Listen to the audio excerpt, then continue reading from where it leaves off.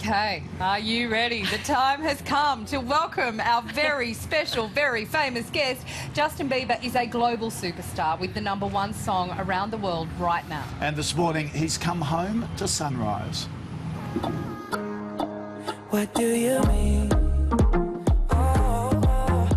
73 million Facebook fans, 68 million Twitter followers, 40 million devoted diehards on Instagram. Justin Bieber's music videos have been watched 6 billion times online and his songs streamed more than 1 billion times. Where are you now that I need you?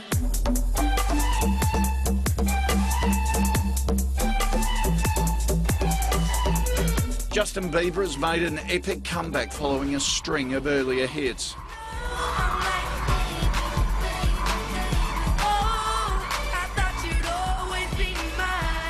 It's hard to believe it's been 5 years since Bieber shut down the streets of Sydney. Our first taste of Bieber fever. 2 years later, he was back, headlining a massive outdoor broadcast for Sunrise. As long as you love me, we could be starving, we could be homeless, we could be broke. As Long As You Want Me went double platinum in Australia. His hit Beauty and a Beat 4 times platinum.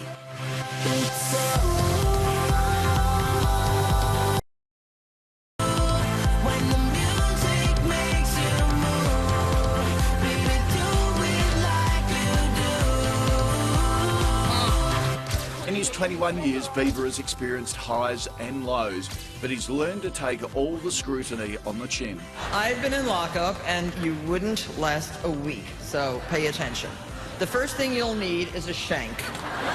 The superstar has an ongoing love affair with Australia. Earlier this year, he jetted in for a Hillsong conference, and this week on his return, he took to the streets of Melbourne and Sydney to skateboard. Of course, his devoted fans followed his every move and gave chase. Happy their favourite singer is back on top and back on Aussie soil. Better make up your mind, what do you mean? Ladies and gentlemen, would you welcome Justin Bieber? Welcome. Lovely to see you. How are you, mate? Welcome back to Australia. Your fans here in Australia have stuck by you for so long. How are they different to the rest of the world? Sorry? How are your Australian fans different to the rest of the world? They've stuck with you for so long. I would just say that Australia is one of my favorite places to come to, and I enjoy being around these guys. They're pretty awesome. How do you go with this screaming all the time? Do you get used to it? I've gotten, my ears have kind of adjusted to it. But, yeah. Look at all these phones. Everybody has a phone up. You get used to that as well? Yeah. And do you get to see much of Australia when you're here? You were out recently for Hillsong, weren't you? Do you get to see the place a bit, or are they quick trips? I got to skateboard around a little bit. We were in Melbourne, I was skating around, and then I went to the Monster Skate Park, which is like kind of in the suburbs, about 25 minutes away. Yeah. Right. You've been in Melbourne this week as well, and you were I mean, everywhere you go, you take your skateboard, don't you? Yeah. I actually posted a picture of you on your skateboard yesterday. Did you? And I thought I could give you some tips later on. I'll talk to you later on about that. But, you know, you skate down the street amongst the fans. You get very close to the fans, don't you? I just like that intimate connection with them. I like to just go outside and have fun and enjoy their spirit as they're having the best time. And I want to break that barrier of the fan artist relationship and make it something different that no one's ever had before. So. And it is that connection over the last few months which has been so powerful, sort of the success of this single, but also the MTV Awards as well, seem to you to be a really emotional time. Why? 100%. It's really awesome to just have so many people accept me again and just know that I'm on a good path, and just knowing myself, it feels great. Yeah. How different are you to the artist a year ago? It's pretty much night and day. Yeah. Really? Yeah. What do you feel like you've just matured, or I just feel like I see the world in a different way now. I think that before I was so tainted by so many people disappointing me, and a lot of people that I put my trust in kind of let me down. So I just looked at people like, you know, that's what they were gonna do. Were you hanging out with the wrong crowd, do you think?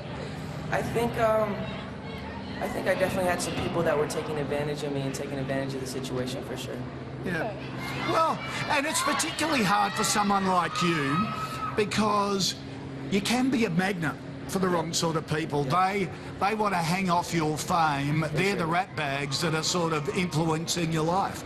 So who have you got close around you now? Who's your biggest influence? Who's my biggest influence? I got a good crew now, and they're all really supportive and all really encouraging, and that's what you got to do. You just have to surround yourself with people who are just gonna drive you forward and not pull you back down. Yeah, it's important to surround yourself with people you trust, particularly in your walk of life.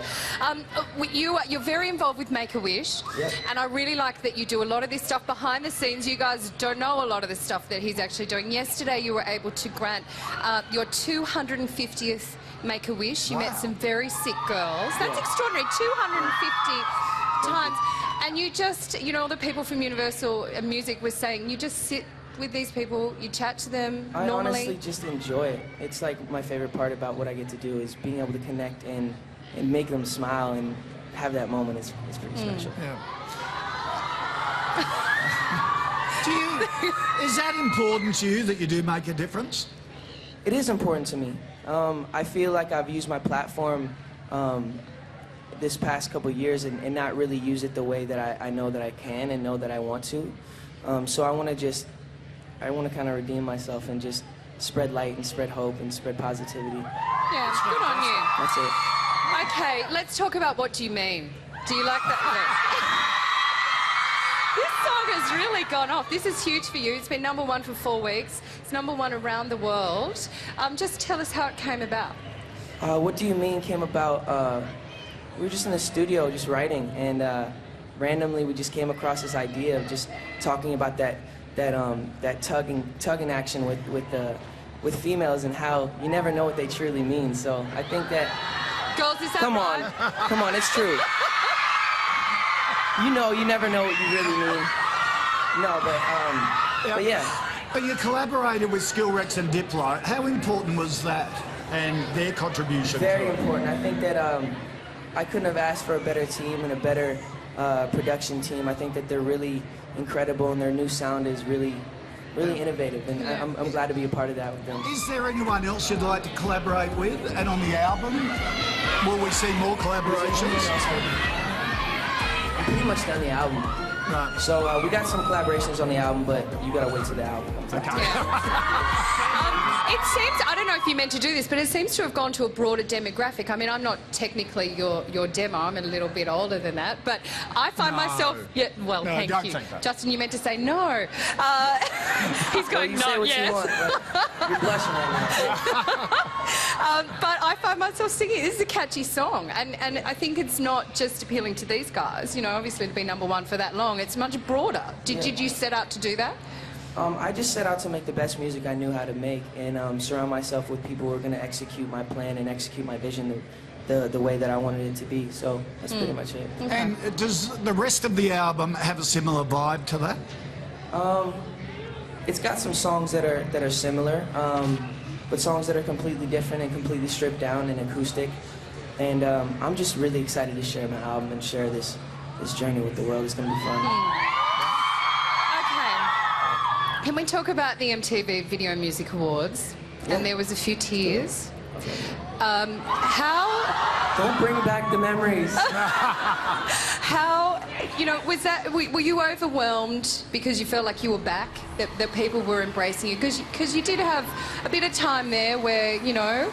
Oh, I mean, I won't say you went off the rails, but you sort of had to work out, you know who you were. I went through a period that most individuals go through, and it's that period of just testing the waters and figuring out who you are by just like I said, testing the waters. And there were some things that I look back in and I'm not proud of, but I look at that like it's a learning process for me, and I wouldn't take back anything. Really? You've always been a great supporter of new young talent. Carly Rae Jepsen, you put on the map because you saw a YouTube video. Who are you listening to at the moment? Who should we be listening to? I'm a big fan of Ed Sheeran. And he actually wrote a song on my new album, so I'm really excited about that. Yeah, we love Ed Sheeran. Yeah, He's yeah, he's a and he's great good friend of fun ours. too, Good isn't guy, he? yeah. He Funny, hasn't been yeah. leading you astray, I hope. No. Listen, we've got a question from a Sunrise fan on Twitter. Nicole has asked, what is a normal day for Justin Bieber? What do you do? A normal day for me, wake up, brush my teeth, jump in the shower, listen to some music, jump in the car, probably do some interviews and write some music. Pretty much it, Yeah. There is probably no real normal day, is there? Your life is probably not that normal. It's not like super normal. I try to fight for normalcy as much as I can at this point. I just like, even just skateboarding down the street, I'm like, you know what, I just wanna go skate. And before I would be like, I feel trapped in my hotel room, there's people outside, and now I'm just like, I'm gonna just go enjoy myself. Yeah, you're a big NBA fan too, aren't you? A big basketball fan, and a pretty decent player as well. You played in the All-Star Celebrity Game, didn't you, a couple of years ago, and got good form. Still follow the basketball? I do follow basketball. I'm not super, like, I don't follow stats and stuff, and I couldn't tell you players on teams, but I'm a big fan of like LeBron. He's like my favorite. Now, your Comedy Central roast was very funny. I thought you were a very good sport to do that, and it made all of us love you a little bit more. You took the scrutiny, you took it on the chin. How do you handle the constant scrutiny, the constant headlines, the constant attention? I've just learned not to put my validity in what people think. So even when people are loving me, it's like I'm not getting my validity from that. I get it from myself and from God. So it's just a whole different perspective. Okay. Tell me about your sleeve. I can't help but notice it. What's it of? It looks very Game of Thrones-ish. It's just a lot of places I went around the world. I wanted to capture that moment, so I got a tattoo of the places. And Have you got one from Australia? I did. I got this one in Australia. This eagle. The eagle. Eagle, yeah. Ah, well, there you go, girls. There's Justin's bicep, girls. Most people capture their tours in pictures. You put it on a sleeve. I like it. Yeah. I like it. Okay. Oh, Zoolander 2. Yep. You're in Zoolander 2. I love this. Thank you. How was it fun to do? It was so fun to do. Ben Stiller's a really good guy, and he was really fun to collaborate with, really good at giving direction, and I needed it because it was my first time really acting like that. And do you just play yourself? I play myself, yeah. Yes, Yeah. okay. Can you do a blue steel? Do it down the camera. Come on, your best blue steel. That's a good blue steel. You could do a blue steel. That's hilarious. Okay, well, look, it's great to chat to you. Thank you so much for having me. being here today. Thank you guys a lot. You guys are awesome. Everyone is here to see you sing and hear you sing. We can't leave. Do you want Justin Bieber to sing now? Forget the chat. I would love to. A bit louder. Come on. This is huge. Okay.